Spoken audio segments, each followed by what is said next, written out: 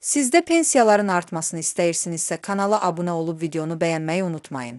Bayram ərəfəsində sosial ödənişlərin qrafikdən əvvəl verilməsi bir çox ailənin işini asanlaşdırdı. İnsanlar bayram hazırlıqlarını əvvəlcədən görə bildilər və zəruri xərclərini planlaşdırmaq imkanı qazandılar. Lakin bu addımın digər tərəfi də var, əgər növbəti ay ödənişlər yenidən əvvəlki tarixlərdə həyata keçirilsə, sosial gəlirlə yaşayan insanlar təxminən 40 gün vəsait almaya bilərlər.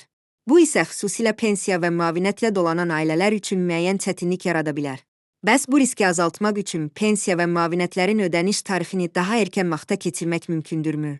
Global Info, AZA danışan iqtisadçı Eyüp Kərimli bildirib ki, hökumət bayram ərəfəsində insanların alış-verişini əvvəlcədən planlaşdıra bilməsi üçün pensiyaların daha tez verilməsinə qərar verir. Onun sözlərinə görə, bu, düzgün və məqsədə uyğun addımdır. Çünki vətəndaşlar bayram üçün ərzaq və digər zəruri məhsulları əvvəlcədən ala bilirlər və bəzən baş verən qiymət artımından da qismən qorunmuş olurlar. İqtisadçı qeyd edib ki, hər bir insan şəxsi büdcəsini düzgün idarə etməyi bacarmalıdır.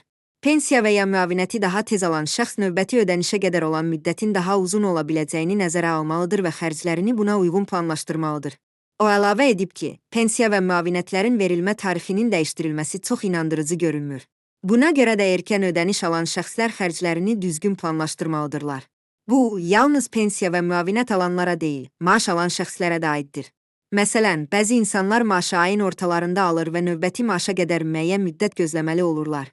İqtisadçı bildirib ki, əgər normalda ayın 21 və ya 22 tarixlərində verilməsi nəzərdə tutulan pensiya bayram səbəbilə ayın 15-də ödənilirsə, vətəndaşların növbəti ayı uzun müddət gəlirsiz qalmaması üçün ödənişin ayın 17 və ya 18 tarixlərində həyata keçirilməsi daha məqsədə uyğun ola bilər.